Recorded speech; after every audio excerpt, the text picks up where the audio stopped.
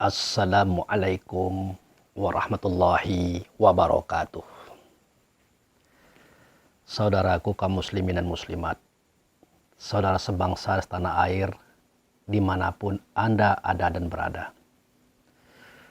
Bertemu kembali dengan saya Abu Fikri dalam rangka melanjutkan kajian kita, yakni Rukun Sembahyang 13, bagian yang ke-8. Apa itu bagian ke-8? Yakni duduk di antara dua sujud. Seperti yang pernah kita sampaikan, bahwasanya rukun sembahyang 13 bagian pertama adalah niat. Yang kedua, tegak berdiri betul. Yang ketiga, takbiratul ikram. Yang keempat, membaca Al-Fatihah. Yang kelima, ruku'. Yang keenam, i'tidal. Yang ketujuh, sujud. Yang kedelapan adalah duduk di antara dua sujud. Seperti yang kita ketahui bahwa sejarah Nabi Muhammad adalah bagian daripada hal-hal yang mempertajam pemahaman bagi kita. Di zaman Nabi, beliau pernah menyampaikan itu kepada sahabat. Jadi seketika beliau ngumpul bersama sahabat, beliau bertanya, "Wahai sahabat-sahabatku, apakah kalian pengen masuk surga?" Maka semua mereka menjawab, "Pengen ya Rasulullah, pengen." Nah, kalau begitu kalian cari pintu surganya hari ini. Jika kalian dapat pintu surga yang ada pada hari ini, yang jumlahnya adalah 8. Insya Allah kalian masuk surga. Tetapi kalau kalian tidak mendapatkan, jangan diharapkan kalian masuk surga. Baik itu surga dunia ataupun surga akhirat. Begitu kata beliau. Jadi sahabat balik bertanya, "Ya Rasulullah, apakah benar ada pintu surga itu di dunia?" Jadi maksudnya dia mempertanyakan apakah benar surga yang di akhirat nanti pintunya ada di dunia ini, yang jumlahnya 8. Ya kata Nabi, kalau tidak mungkin aku suruh kamu atau aku perintah kamu mencarinya. Adalah. Nah, silakan cari. Maka mereka rapat, para sahabat rapat, berdiskusi, berbicara tentang 8 pintu surga yang diperintahkan oleh Rasulullah. Kesimpulannya cuma satu, mereka tidak mendapatkannya, mereka tidak menemukannya. Begitu. Maka mereka putuskan, mari kita bertemu Rasul, kita sampaikan, kita menyerah. Kita tidak mampu mencari pintu surga yang 8 yang di dunia ini dia ada. Nah, maka ketika mereka bertemu dengan Nabi, mereka menyampaikan itu, Nabi tersenyum. Kenapa Nabi tersenyum? Ya, mereka masih berpikir secara syariat. Tidak berpikir secara hakikat. Seandainya mereka berpikir secara hakikat, bahwa segala sesuatu yang ada telah ada sebelum dia diadakan, bermula daripada keberadaan Allah yang nyata pada Rasul, keberadaan Rasul yang nyata pada dirinya atau diri kita, tentu mereka akan mendapatkannya. Tapi tidak apa-apa kata Nabi, tidak apa-apa. Jadi pintu surga itu dia ada pada satu posisi yang sangat kuat. Dia ada pada satu posisi yang sangat kuat, yaitu di dalam sholat. Nah, itu dia. Tepatnya di saat duduk di antara dua sujud. Nah, itu dia. Di situ kalian akan menyatakan 8 permohonan dan 8 permintaan.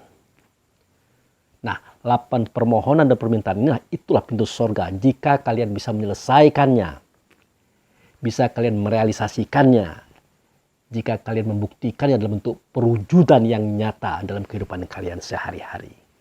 Itu dia pintu surga. Kalau tidak bisa kalian merealisasikan, mewujudkan secara nyata, jangan kalian bermimpi untuk masuk surga. Baik itu surga dunia ataupun itu surga akhirat, kata beliau. Nah, lanjut sahabat mengatakan, ya Rasulullah, tolong diuraikan kepada kami. Bagaimana ceritanya? Itu. Nah, cerita itu yang akan saya sampaikan kepada kita semua, saudara. Ya, bukan saya Rasul, tidak, tapi anak Rasul mungkin. Samalah saya dengan Anda, sama gitu. Nah, kita adalah anak daripada Rasul. Rasul itu wujud serta Allah. Oh, Pak Abu Fikri, kenapa kok begitu jadinya? Kan akan bertanya nanti tuh. Nah, jadi kebanyakan orang kebingungan. Anak Nabi Muhammad dengan anak Rasul itu beda. Kalau berbicara Nabi itu asal katanya an-nabaun, itu pembawa berita. Berita apa? Berita kerasulan. Jadi dia pembawa. Nabi itu pembawa. Dia merujuk kepada fisik, badan jasad Rasulullah itu. Badan jasad Nabi itu dikatakan Nabi. Badan jasad Rasul itu dikatakan Nabi. Dia membawa apa? Membawa Rasul. Rasul ada di dalam dadanya. Nah, kalau anak Nabi itulah Fatimah, Ruqayyah, Qasim, Abdullah. Siapa lagi tuh? Nah, Zainab. Dan seterusnya. Itu anak Nabi. Kalau anak Rasul, ruh kita, ruh orang Amerika, Cina, dan semua bangsa, ruh orang yang beragama apa saja. Makanya dalam pelajaran kita ini kan tidak ada membedakan suku, bangsa, dan agama. Semua kita adalah sama, satu, atau wahdaniyat. Satu saja menciptakannya Allah, satu saja asalnya Muhammad, satu saja namanya mukmin, satu saja asal dan tempatnya adalah Baitullah Hakikat. Satu. Maka kita sangat menjaga rasa diri kita terhadap orang lain. Apapun dia, siapapun dia. Kita tidak boleh menyakiti orang. Kita sakiti satu orang sama dengan menyakiti satu orang sedunia-dunia ini. Nah itu. Kita berikan mereka itu kesenangan. Maka hukumnya sama dengan kita menyenangkan satu orang sedunia-dunia ini. Nah, itu bahasanya kan aneh. Satu orang sedunia-dunia ini. Artinya setiap orang yang ada di dunia gitu. Baik, kita kembali kepada cerita kita tadi. Jadi, itu kata Nabi. Posisinya tepat pada posisi kamu seketika duduk di antara dua sujud di dalam sholat. Kalau dilihat daripada huruf, yaitu nama Ahmad, itu nama beliau. Jadi, berdiri itu adalah alif, ruku itu adalah ha, sujud itu adalah mim, duduk itu adalah dal. Dal, duduk itu adalah dal. Dal itu awal daripada kata doa. Jadi di dalam dal itulah, di dalam duduk itulah kita menyuruh, kita meminta, bahkan kita bermunajat kepada Allah dan Rasul untuk mendapatkan 8. Untuk mendapatkan 8. Yang saya katakan pintu surga tadi. Baik, kita masuk ke dalam kisah. Kita sewaktu duduk di antara dua sujud, pasti kita mengucapkan lafaz yang bunyinya Rabbirfirli, warhamni, wajburni, warfa'ni, warzukni, wahdini, wa'afini, wa'fu'ani. Nah itu. Jadi harus hafal itu. Harus mengerti bahasanya. Harus tahu pahamnya, harus mengerti maknanya supaya dapat dipakai, saudara. Itu. Supaya dapat dipakai, itu intinya. Nah, kita mulai dari yang pertama, Rabbirfirli. Nah, itu. Rabbirfirli, seketika kita berhadapan dengan Allah dan Rasul di dalam sholat, tepat jadi Baitullah Hakikat. Kita duduk, kita menyatakan kata itu. Yang artinya, Tuhanku, ampunkanlah dosa-dosaku. Nah, itu dia. Tidak pandang bulu itu. mau ulama besar, mau kiai, mau ustadz, mau guru, mau psikiater, semua mereka itu mengucapkan kata itu. Nah, ini menunjukkan bahwa semua kita mempunyai dosa. Semua kita memiliki kekurangan dan kelemahan. Dari situ saja kita sudah tahu. Jadi selama ini kita melihat orang-orang mulia, orang-orang soleh. Itu yang kita ketahui. Itu yang kita lihat. Tetapi Allah menyembunyikan keburukan mereka. Menyembunyikan kekurang-baikan mereka. Menyembunyikan kekeliruan mereka. Makanya kelihatan mereka itu adalah orang baik, orang soleh, orang yang utama.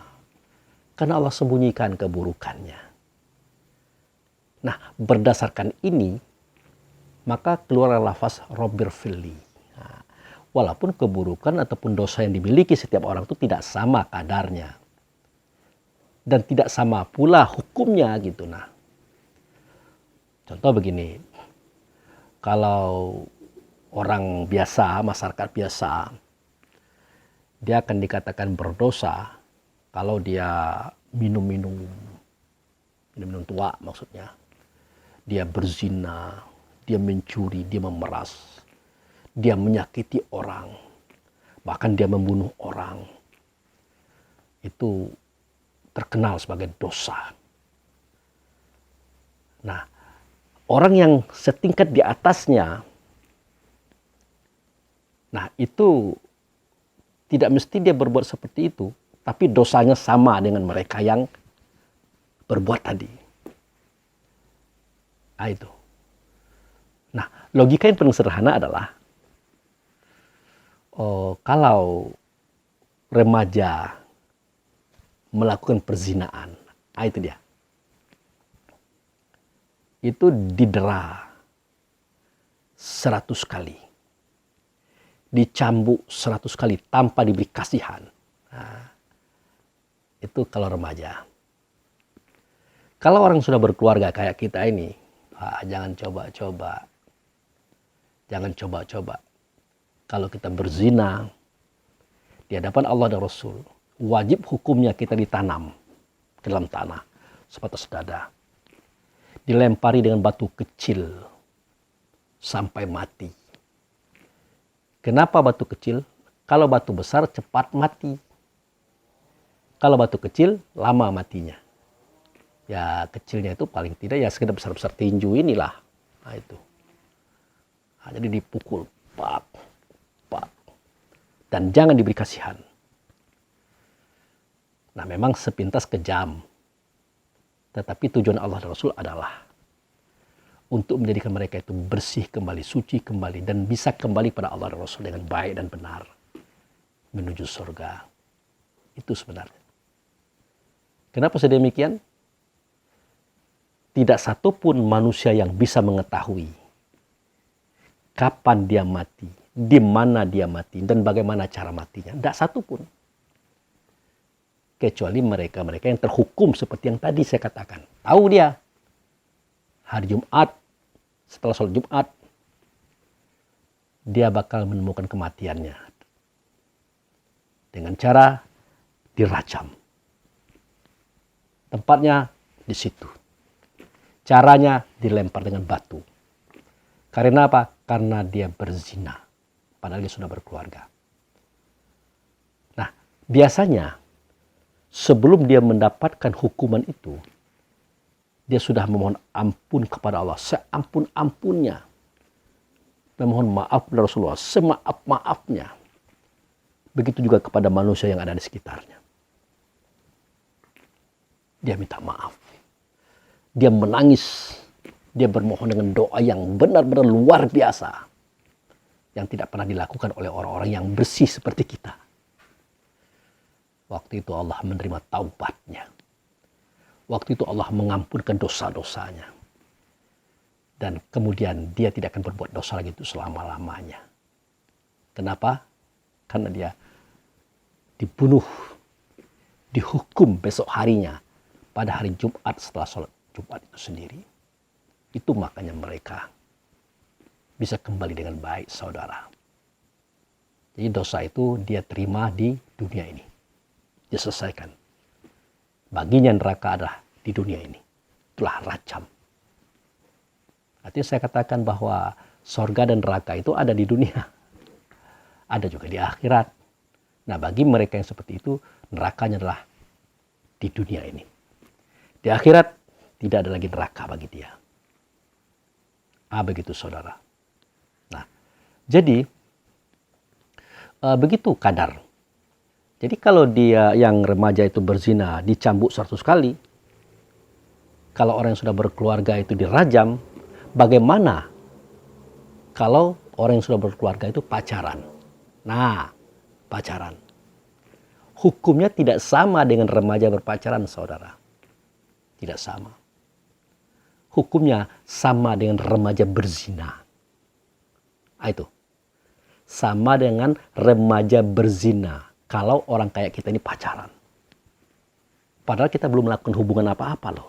Kecuali hanya rasa cinta kasih sayang yang sering dipadu sebagaimana remaja memadunya. Itu sudah didera 100 kali. Itu hukumnya begitu. Nah, kalau perzinaan yang dilakukan, itu yang saya katakan tadi, dirajam. Ini yang saya maksud dengan perbedaan penempatan hukum kepada setiap orang tadi. Bahkan ada di antara orang yang memang tidak terhukum kalau dia salah. Tidak terhukum. Siapa mereka? Orang tidur hingga jaga. Kan bingung kita tuh. Kok orang tidur bisa bikin dosa juga? Ya bisa saja. Di dalam kondisi tidur, tahu-tahu tanpa dia sadar, dia mengambil pisau, dia gorok istrinya. Setelah istrinya dia gorok, dia sadar, dia terbangun, dia kaget. Tapi penelitian polisi menunjukkan pisau itu ada sidik jarinya dia. Dan tidak ada orang lain kecuali dia. Nah, dalam hukum yang ada dalam satu negara, dia terkena hukum. Tapi di hadapan Allah, dia tidak terkena hukum. Karena dia melakukan itu sedang dalam kondisi tidur atau tidak sadar. Atau dalam bahasa kaji kita, di saat ruhnya belum ada pada tubuhnya.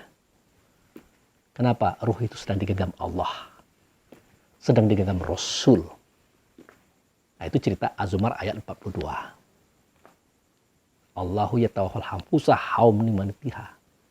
Walatilam tamutu fi manamiha wa yumsik qada ilal maut wa yursilu ila ajalin musamma. Inna fi dzalika la ayati liqaumin yatafakkarun. Allah menggenggam roh orang yang sudah mati. Allah menggenggam roh orang yang sudah masih hidup. Yang masih tidur dia. Menahan yang satu karena bangkainya sudah rusak. Melepaskan yang satu karena bangkainya tertidur di atas kasur. Nah, dalam kondisi dia tertidur, entah apa yang menggerakkan dia tidak tahu, tiba-tiba dia mencari pisau, dia menggorok istri. Sangat tidak logis memang, tapi Allah dan Rasul sudah tahu itu sebelum hukum di dunia ini ada. Nah, untuk mereka yang seperti itu tidak ada hukum. Tidak ada hukum. Karena mereka melakukan itu sedang tidur. Kecuali dia sudah jaga, jatuh hukum. Yang kedua, anak-anak. Anak-anak sebelum dia balik, kesalahan yang dia buat tidak terkena hukum. Tidak. Kenapa? Karena akalnya belum mampu berpikir dengan baik dan jernih. Akalnya belum sempurna untuk mengolah persoalan. Dia masih dikendalikan oleh hawa nafsu dunia syaitannya. Dia belum bisa mengontrol dirinya. Nah, untuk anak-anak ini, kalau dia salah, tidak ada hukum.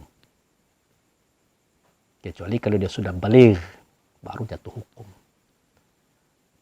Nah, kemudian yang ketiga, orang gila. Orang gila, kalau dia berbuat salah, tidak ada hukum. Misalnya dia telanjang bulat, jalan di jalan raya, tidak ada hukum dia itu. Atau dia berpakaian compang-camping, pergi ke pasar ngambil makanan orang, dimakannya. Tidak ada hukum bagi dia itu. Nah, ini menunjukkan kepada kita bahwa kadar hukum itu tidak sama untuk setiap orang. Nah, itu. Nah, Bagi orang-orang yang soleh, yang kapasitasnya tinggi, nah itu, sedikit saja dia membenci orang, sedikit saja sudah terkena dia sanksi, hukum besar. Sedikit saja dia riya, takabur, sudah terkena dia sanksi hukum besar. Tapi jarang mereka yang terkena hukum, karena mereka tahu. Untuk apa dia membenci orang? Untuk apa? Misalnya si A itu makan, minum hak orang, minum mabuk-mabukan, berzina, mencuri, merampas, memperkosa, bahkan membunuh orang. Untuk apa kita membenci orang seperti itu? Tidak ada gunanya juga. Kenapa sedemikian? Karena processing kehidupan manusia itu hanya Allah yang tahu.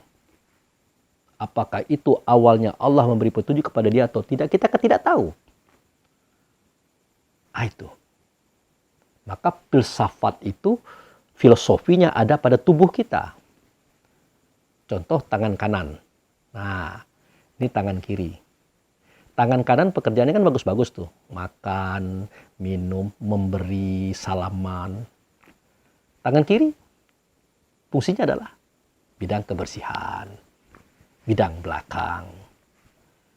Tapi dalam reaksi dan aksi berjalan, tangan kanan ke depan, otomatis tangan kiri pasti ke belakang. Nah, apa artinya? Tangan kanan ke depan artinya itulah momen di mana kita diangkat, ditinggi dan diagungkan oleh Allah. Karena borok kita, dosa kita tidak diperlihatkan kepada orang oleh Allah. Nah, itu saatnya kita di depan. Tangan kiri, itulah saat kita dihinakan oleh manusia, dihinakan oleh Allah dan Rasul. Kenapa? Karena kesalahan kita, kekeliruan kita, karena dosa-dosa kita, keburukan yang kita lakukan di hadapan manusia yang banyak. Nah, itu. Makanya dia sudahlah kiri, dia di belakang. Tapi ingat,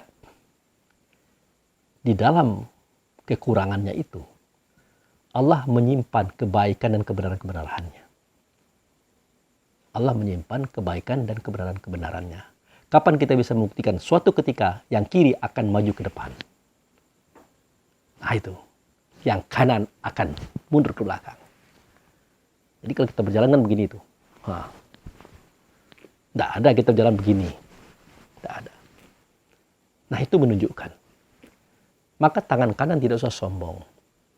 Tidak usah angkuh. Begitu.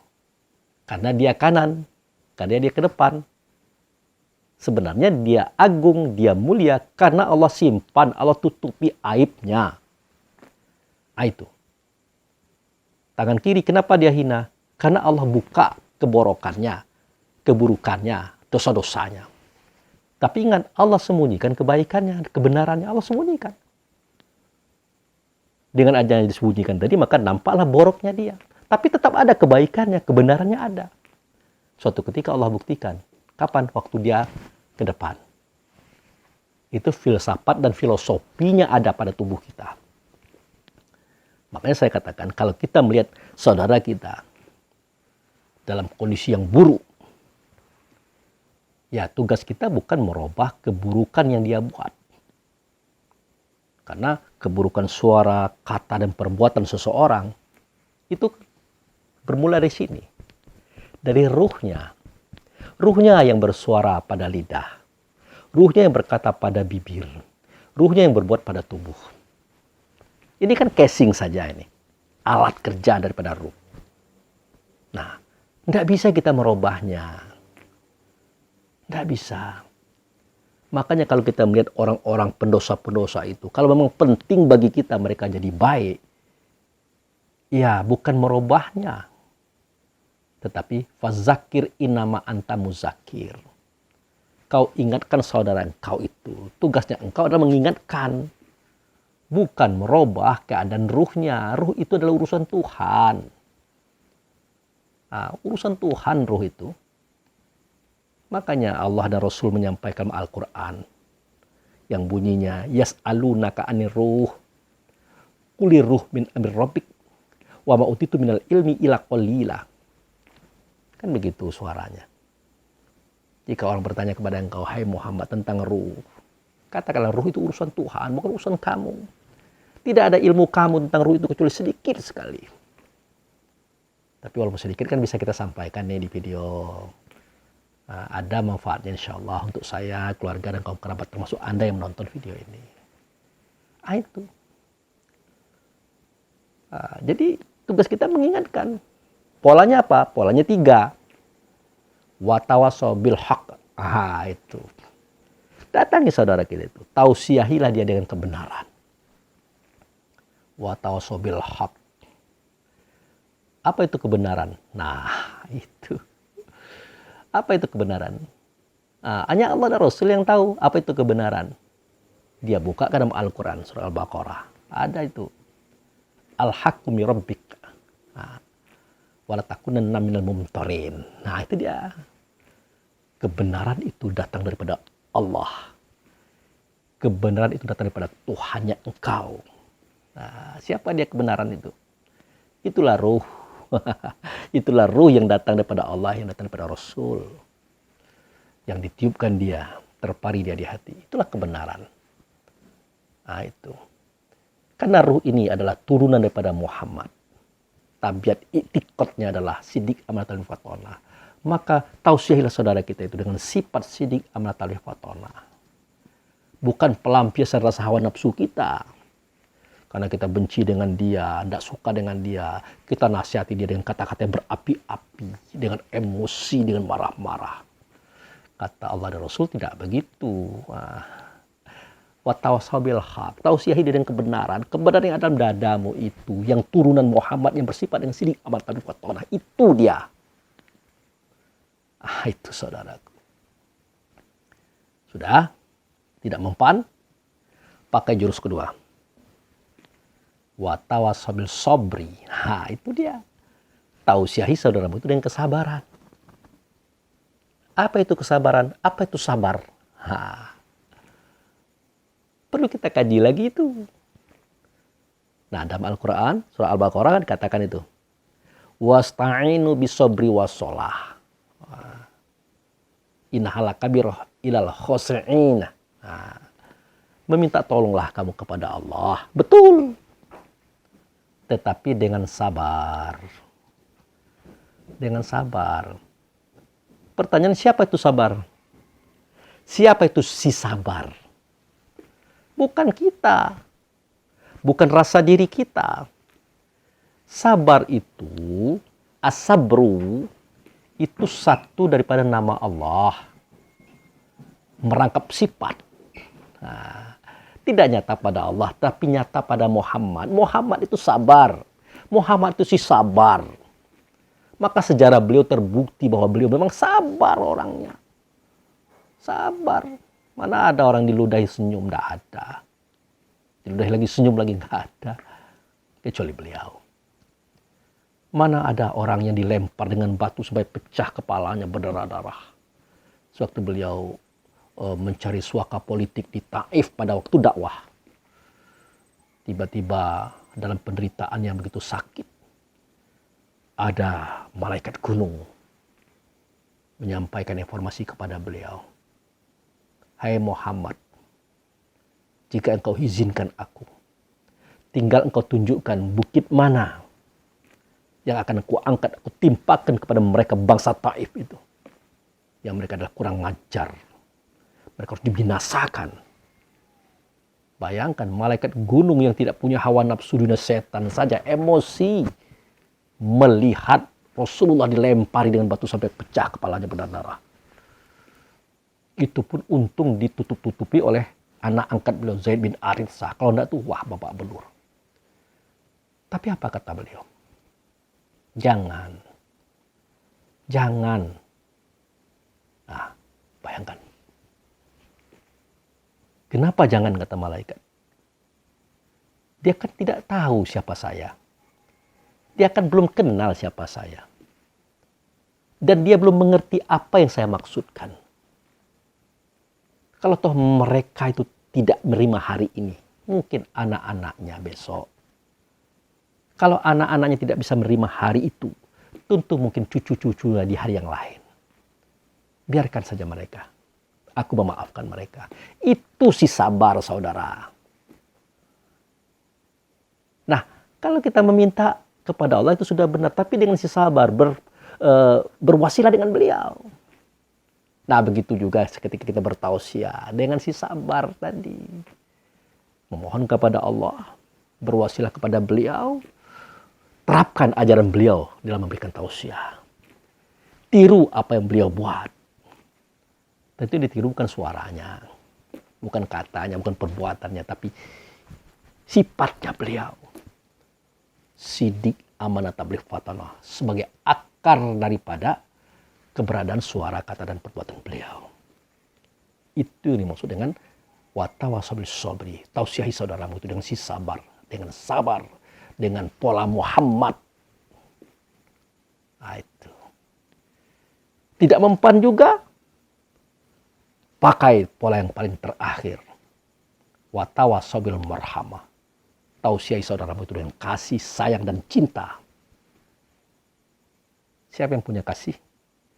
Siapa yang punya sayang? Tentu Allah. Rahman dan Rahim tentu Allah. Di mana nyatanya? Tentu pada Muhammad. Apa maksudnya? Doakanlah mereka. Mohonkanlah mereka. Semoga mereka dapat petunjuk. Dapat penerang hati.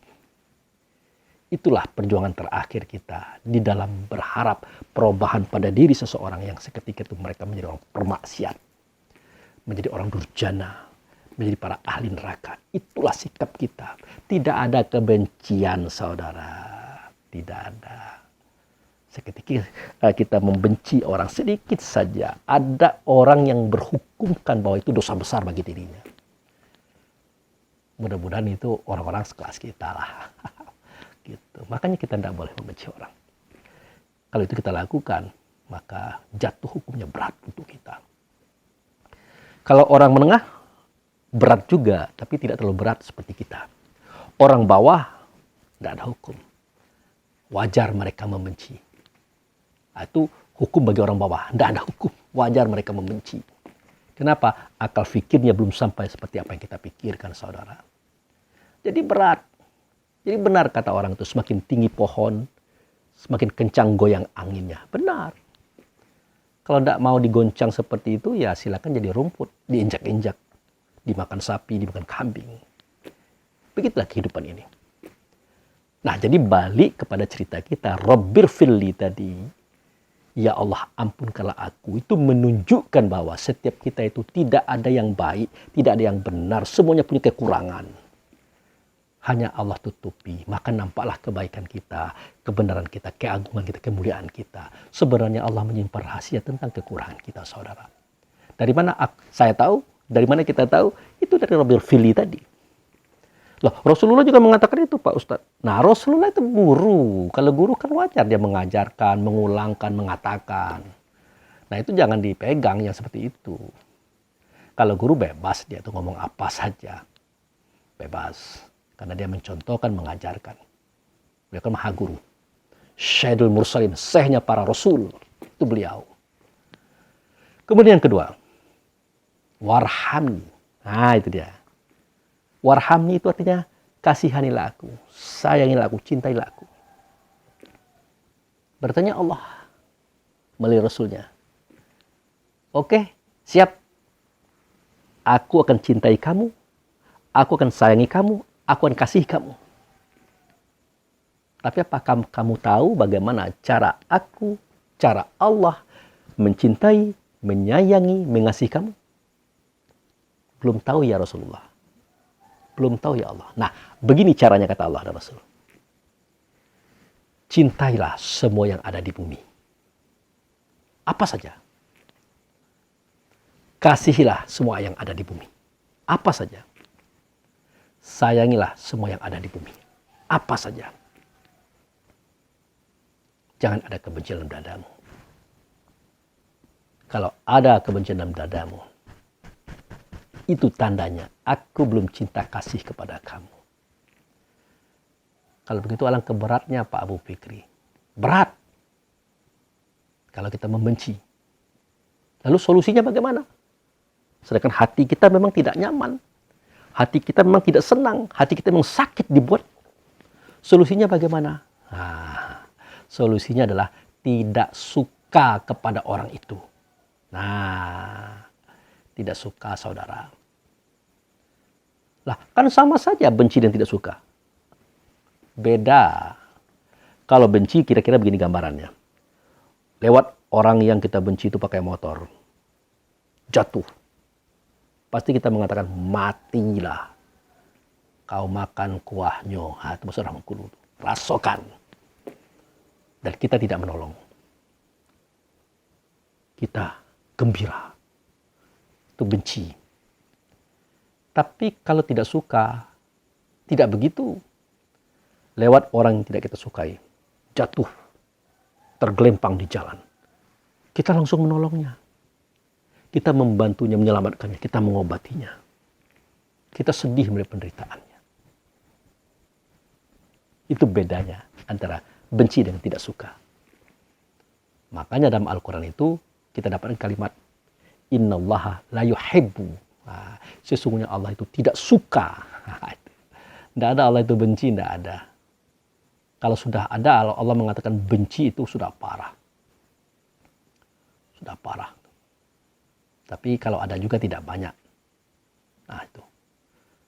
Lah, kok Allah bisa membenci? Itu kan zat pencipta, pemilik daripada semua otorita hukum. Terserah dia. Dia mau suka, mau tidak suka, mau benci itu terserah dia. Dan kita tidak boleh ikut-ikutan. Kita hanya sebatas tidak suka. Dengan Fir'aun kita tidak suka dengan perangainya.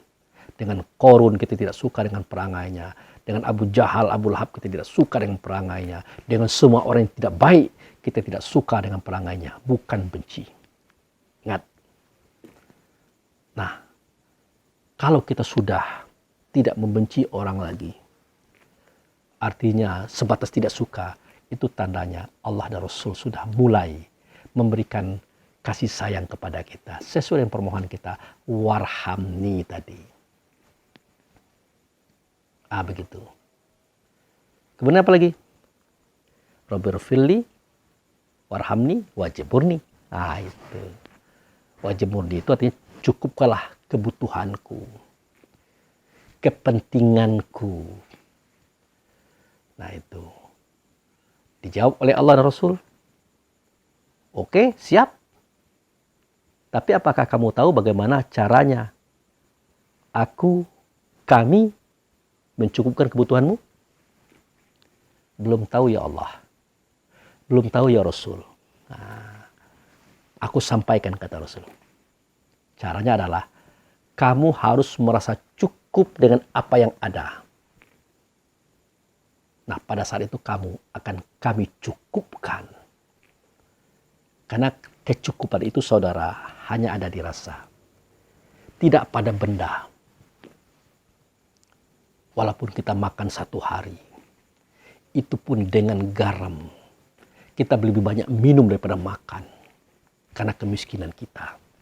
Tapi kita bahagia. Itu sudah cukup namanya. Dibanding dengan pangkat tinggi, bintang 5, harta banyak, kekayaan luar biasa. Tetapi kita gelisah. Kita selalu merasa kurang. Itu miskin namanya saudara. Sampai-sampai makan pun tak enak, tidur pun tak nyaman. Kita selalu gelisah di mana-mana. Padahal kita adalah orang kaya loh. Itu. Jadi cukuplah kamu merasa cukup dengan apa yang ada. Waktu itulah kami mencukupkan apa yang menjadi kebutuhanmu secara fisik dan secara dunia. Begitu. Kemudian apa lagi? Yang keempat, warfa'ni. Angkatlah derajatku. Kata Allah, siap. Kata Rasul, oke. Tapi tahukah Anda, wahai sang peminta? Itu maksudnya kita itu. Bagaimana cara kami mengangkat derajatnya engkau? Caranya adalah yarfa'ullahu allazina amanu wal utul ilmi darajat. Nah, itu caranya. Mengangkat kami atas diri orang-orang yang beriman dan orang-orang yang berilmu kepada derajat yang tinggi. Nah, itu. Jadi untuk diangkat derajat itu kita harus beriman dan harus berilmu. Kalau cerita beriman, kita sudah punya iman, tapi apakah iman itu sudah bisa berfungsi atau belum? Difungsikan. Caranya apa? Harus berilmu. Harus belajar, harus tahu banyak. Tentang apa? Tentang si iman itu sendiri. Tentang si ilmu itu sendiri. Itulah kajian kita hari ini. Kajian ini akan mengangkat derajat kita, saudara. Tidak sia-sia kerja ini. Itu, kalau tidak ada ilmu ini, tidak bisa kita dimuliakan oleh Allah dan Rasul. Tidak bisa. Walaupun kita kaya raya, kita hebat bagaimanapun juga. Tapi tidak punya ilmu tentang iman dan ilmu. Tentang ilmu Allah dan Rasul. Tentang pandangan kita ke alam berikutnya setelah alam ini. Tidak ada gunanya apa yang kita miliki hari ini, saudara. Tidak ada gunanya. Nah itu. Warfa'ni. Angkat derajatku. Ya begitu caranya. Kamu beriman, kamu berilmu. Kamu cari paham dan maknanya. Kamu amalkan dia. Nah itu. Nah, itu warfa'ni. Nah kemudian yang kelima. Warzukni. Berilah aku rezeki. Nah di sini ketahuan bahwa kaji kita ini tidak hanya untuk fisik. Tetapi lebih utama untuk ruh. Warzukni, berilah kami rezeki. Katakanlah ini rezeki ini uang ya, katakanlah begitu ya. Nah ini cocok dan layak dilakukan oleh orang miskin. Orang yang hartanya tidak banyak, uangnya sedikit, bahkan mungkin tidak ada uang. Warzukni, berilah kami rezeki ya Allah. Tapi bagaimana dengan orang yang kaya raya? Yang hartanya berlimpah, kedudukannya tinggi. Tetap dia mengatakan warzukni di hadapan Allah. Apakah itu artinya uang? Tidak. Artinya apa? Kesehatan rohani. Kesehatan roh itu rezeki. Nah itu. Kemanfaatan 7 makom Tuhan yang ada pada diri. Mulai dari pendengaran, penglihatan, perasaan, pemikiran. Kalau kita masuk pada sifat 20, mulai daripada qadirun, kuasa Allah pada otak, tulang, dan urat. Maridun pada daging, kulit, dan bulu. Alimun pada hati. Hayun pada jantung. Samiun pada pendengaran, telinga. Basirun pada mata. Mutakalimun pada lidah. Permohonan kita adalah supaya diberikanlah aku rezeki ya Allah dalam bentuk kesehatan rohani. Tidak ada penyakit hati, itu rezeki. Berfungsinya 7 makom Tuhan yang ada pada diri, yaitu sifat tadi. Itu rezeki. Paham kita tentang Allah dan Rasul menuju akhir, itu rezeki. Rezeki yang tidak bisa dihitung ketimbang harta yang banyak berlimpah, uang yang bermiliar-miliar itu, saudara. Kalau cerita dunia, uang, harta, itu cerita orang miskin. Ya Allah, berilah kami makan. Nah, ya Allah, berilah kami minum. Ya Allah, berilah kami uang. Itu cerita doa untuk orang-orang seperti itu. Kalau untuk kita tidak lagi itu doa kita. Walaupun kita memang mungkin kurang makan, kurang uang, kurang harta. Yang kita minta adalah kekayaan rasa diri. Nah itu, jauh dari penyakit hati. Jauh daripada pengkhianatan menggunakan 7 sifat Tuhan yang ada pada diri. Yang disebut makom tadi. Nah, kan kita sudah belajar tuh. Fa'amam makoma rabbihi. Nah, orang-orang yang takut mengotori makom Tuhan yang ada pada dirinya. Nah, makom Tuhan itu sifat Tuhan yang ada pada diri kita. Itulah 7 tempatnya yang saya katakan tadi, saudara. Nah, itu. Jadi warzukni di sini. Ya. Warzukni di sini itu artinya rezeki. Rezeki itu kalau untuk orang-orang yang umum ya, orang-orang miskin itu rezeki itu adalah uang. Ya, harta itulah, kekayaan itu rezeki. Itu untuk orang umum dan untuk orang-orang yang belum sampai ma'rifatnya kepada hakikat. Nah, begitu. Tapi untuk kita mengaji hakikat rezeki bukan lagi uang, bukan lagi makan minum, bukan lagi pakaian, bukan lagi mobil, rumah. Tapi rezeki yang dimaksud adalah kedamaian hati, jauh daripada rasa iri, dengki, hasut, fitnah, tamak, loba, dan sombong. Pemahaman tentang 7 makom sifat Tuhan yang ada pada diri. Pemahaman tentang Allah dan Rasul. Pemahaman tentang alam di balik alam yang di situ kita berasal dan ke situ kita kembali. Itu rezeki. Tuntutlah itu saudaraku. Nah, itu yang kelima. Yang keenam, wahdini. Wahdini itu artinya tunjukilah aku. Nah, tunjukilah aku ya Allah. Tunjukilah aku ya Rasul. Kata Allah Rasul, oke, siap. Akan kami tunjukkan engkau. Makanya bahasanya ihdinas siratal mustaqim. Tunjukilah kami kepada jalan yang lurus. Setiap individu berkata kami. Kenapa? Kenapa? Nah, kalau secara syariat kami itu artinya sholat berjamaah. Kita banyak. Nah, itu secara syariat. Tapi secara hakikat, satu batang tubuh ini sudah terdiri dari 2 diri. Diri yang beriman, diri yang kafir. Yang beriman itu adalah ruh, yang kafir itu adalah manusianya. Ada di satu tubuh ini. Nah, itu kami namanya. Nah, ada lagi komponen-komponen lain yaitu 7 sifat Tuhan yang ada pada diri. Mulai pada qadirun, nah, apalagi maridun, alimun, hayun, samiun, basyirun, mutakalimun. Itulah kami. Tunjukilah kami kepada jalan yang lurus. Jalan menuju Allah dan Rasulnya di tempat selamat. Itu hakikatnya. Syariatnya apa? Ya tunjuki kami ya Allah di dalam mengerjakan kehidupan dunia ini. Nah itu. Nah realisasinya bagaimana? Nah ya tidak mungkinlah Allah dan Rasul datang ke rumah kita, mengajarkan kita, menunjukkan kita. Tidak mungkin. Pasti Allah dan Rasul menunjukkan kita pertama melalui rasa diri.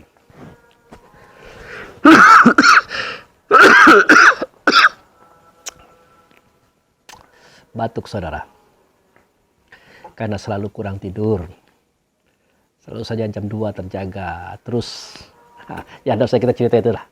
Nah ini sedang pajar-pajarnya nih. Sebentar lagi mengaji di masjid. Nah itu.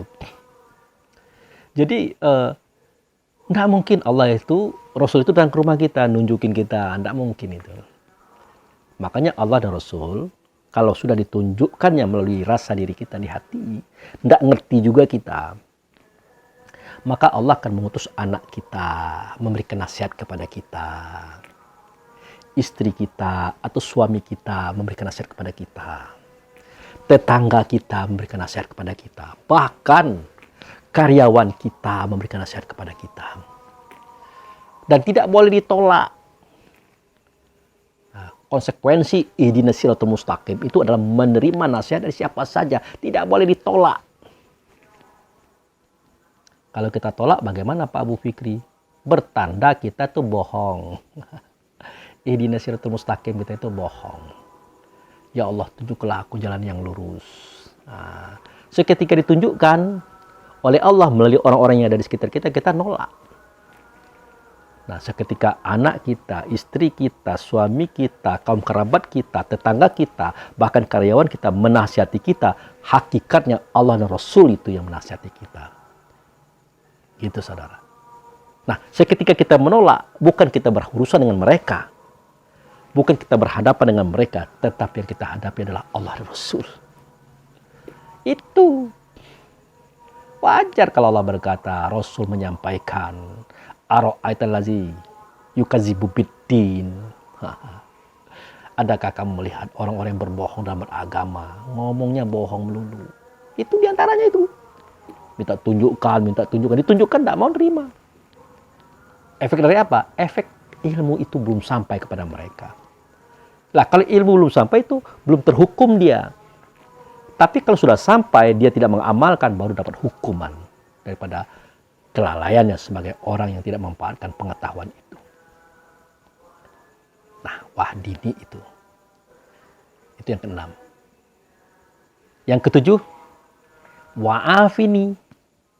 Afini itu artinya afiah. Sehat wal afiah. Afini, afiah. Sehat. Nah, sehatkanlah aku ya Allah. Syariatnya apa? Ya sehat tubuh kita, badan kita, jasad kita. Nah, hakikatnya apa? Sehat rasa diri kita, hati kita. Makanya hati ini tidak boleh berpenyakit, saudara. Penyakit hati ini ya dipancarkan oleh manusia diri kita.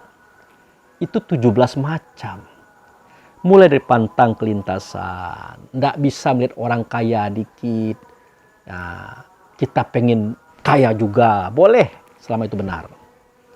Boleh. Tidak bisa melihat orang pintar dikit. Kita gelisah, kita mulai benci. Nah, semestinya kita kejar. Kita biar pintar juga bagaimana. Tidak boleh melihat orang berhasil sedikit. Kita sudah gelisah, kita sudah emosi, kita sudah ngomong apa-apa. Mestinya kita capai. Nah, kok dia bisa begitu? Aku harus juga bisa begitu. Jadi pantang kelintasan. Pantang kerendahan. Maunya mulia saja, maunya besar saja, maunya dia yang hebat, yang lain tidak. Pantang kurang. Pantang kalah. Jadi sifat pantang kelintasan, pantang kerendahan, pantang kurang, pantang kalah. 4 sifat ini jika digabung memunculkan 10 sifat, saudara. Apa itu? Ajib, ria, takabur, iri, dengki, hasud, fitnah, tamak, loba, dan sombong. Itu. Nah, 10 sifat tambah 4 menjadi 14. Memunculkan 3 sifat lagi. Benci, dendam, dan menghancurkan. Itulah sifat manusia, bukan sifat kita. Kita kan ruh tuh. Ruh kan datang daripada Allah. Nah, sifat kita sidik, amanah, talwi, fotona. Nah, itu. Sifat manusia terbuat dari air mani. Itulah ini. Nah, manusia itu adalah namanya. Kalau ini adalah tubuhnya, dia tersembunyi di balik nama, tersembunyi di balik tubuh. Manusia itu ada di jantung. Dup, dup, dup. Itu dia. Ada 17 sifatnya, saudara. Itu yang tidak boleh ada di hati kita lagi.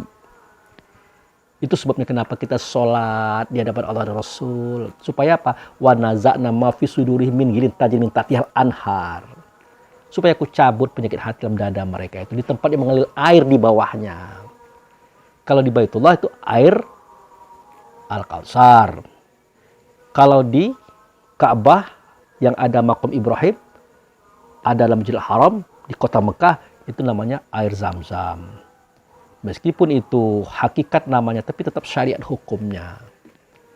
Kita, rasa kita, ingatan kita disatukan, muncul kesadaran, kita merasa tegak di situ, ruku di situ, tidak di situ, sujud di situ. Kita merasa bersuara berkata di tempat itu dengan mengambil sebagai makam Ibrahim tempat kita sholat, menghadap kepada Ka'bah sebagai kiblat.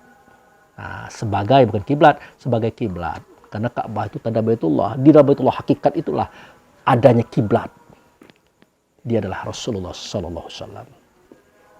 Wasilah antara kita dengan Allah, itu beliau. Ah, itu. Di situ dicabut penyakit hati.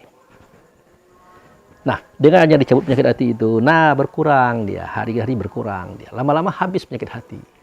Tinggal senyuman, tinggal keindahan wajah, tinggal cahaya, nur. Tidak ada kebencian kepada orang lain. Gitu, mau kita miskin, mau kita susah, kita tenang-tenang saja. Kita tidak mau meminta kepada orang lain, kita tidak mau meminjam kepada orang lain. Tapi kalau ada orang memberi, terima. Itu tolong dipegang prinsip. Nah itu. Tapi kalau kita butuh sangat, sementara kita tidak punya, bolehkah kita meminjam? Boleh. Tapi jangan sering-sering, tidak baik. Jadi di ilmu hakikat ini pelajarannya seperti itu. Tidak boleh meminta, tidak boleh meminjam, tapi kalau orang memberi, terima. Supaya apa? Supaya terjaga rasa diri kita dan rasa orang lain. Memang ada orang baik itu. Ada. Dia suka memberi, Tapi seketika kita pinta kepada dia, biasanya ada perubahan rasa pada dirinya. Itu tidak baik bagi kita. Seketika kita meminjam, ada perubahan rasa pada dirinya, yaitu kekhawatiran. Seketika tidak kita kembalikan, berubah rasa itu. Makanya dalam kajian hakikat, kita ditanamkan supaya tidak meminta dan tidak meminjam. Kalau diberi orang, terima. Tidak cerita mengambil, kalau mengambil, tidak urusan kita itu. Tidak kesana lagi kajian pikiran kita, tidak kesana lagi. Tidak. Nah itu saudara. Jadi setelah dicabut penyakit hati itu, berkurang-kurang habis, tinggallah cahaya muka, berseri-seri, suaranya bagus, kata-katanya enak, perbuatannya nyaman, memberikan kebahagiaan, keselamatan bagi alam semesta. Keluarga, kaum kerabat, semua orang, semua makhluk. Itu dia. Nah kalau penyakit hati itu sudah dicabut, sudah tidak ada lagi, tidak ada, dia akan merembet ke tubuh. Tapi kalau penyakit hati itu berlimpah-limpah, nah itu yang Allah katakan dalam Al-Quran. Fi qulubihim maradun fazadahumullahu marada. Di dalam hati mereka ada penyakit, ku tambah penyakit itu. Ku tambah. Kemana tambahnya? Ya ke tubuh, ke badan, ke jasad. Macam-macam, darah tinggi, jantungan, diabetes. Apalagi itu? Apa? Macam-macam itu. Terus terang itu semuanya bermula daripada persoalan kerohanian saudara. Hati-hati. Nah itu. Jadi kalau kita mengatakan wa'fu'ani, wa'afiyahkan aku ya Allah, sehatkan aku ya Allah. Intinya itu minta disehatkan rohaninya itu. Supaya fisik juga ikut sehat. Badan juga ikut sehat. Makanya bahasa hakikat, bahasa orang-orang kajian kayak kita, pada batin yang sehat, nah, terdapat tubuh yang kuat. Pada ruh yang bagus, terdapat tubuh yang baik. Begitu semestinya bahasanya. Nah, itu bukan pada badan yang sehat terdapat kekuatan, tidak. Karena badan yang sehat itu dia kuat hanya dalam hal-hal yang syariat saja. Tapi pas digoncang dia tidak kuat lagi. Kenapa? Karena yang di dalam dilupakan, ruh itu. Makanya Wage Rudolf Supratman, pencipta lagu Indonesia Raya itu, bangunlah jiwanya, bangunlah badannya. Nah, jiwa itu bukan ruh. Jiwa itu bukan ruh. Kenapa beliau mengatakan kata jiwa? Karena terlalu tinggi untuk disampaikan hakikatnya. Sebenarnya bangunlah ruhnya, maka akan terbangun jiwanya. Bangunlah jiwanya, maka akan terbangun tubuhnya. Tubuh apa? Tubuh sehat, tubuh yang kuat. Jadi wa'fu'ani itu artinya sehatkanlah aku ya Allah. Sehatkan aku yang di dalam itu, aku yang bersuara, yang berkata, yang berbuat, yang menyatakan ini, itu yang di dalam itu. Lisan itu, kata itu, lidah itu hanya alat saja. Nah sehatkanlah yang di dalam ini. Supaya fisik ini sehat juga. Supaya tidak menderita kita. Kan begitu. Nah, jadi permohonan wa'fu'ani itu sehatkanlah aku. Yang kedelapan, itu terakhir, wa'afini, maafkanlah aku. Nah, itu yang kedelapan, maafkanlah aku. Kalaulah maafkan aku itu artinya ada kesalahan yang kita lakukan, tapi tidak besar, kecil. Ya biasalah kita disakitin orang, tersinggung. Kita sudah menolong orang, tahu-tahu dia marahi kita. Kita markir sudah benar, diusilin. Ada ketersinggungan ada, tapi tidak kita ikutkan. Nah, itu bahasanya wa'afini, maafkan aku. Kalau dosa, bukan maafkan aku, ampunkanlah aku. Makanya Robir Firli dengan wa'afini, dengan itu tadi, beda. Nah, Robir Firli itu ampunkanlah dosa-dosaku. Wa'afini, maafkanlah aku. Nah, itu bedanya.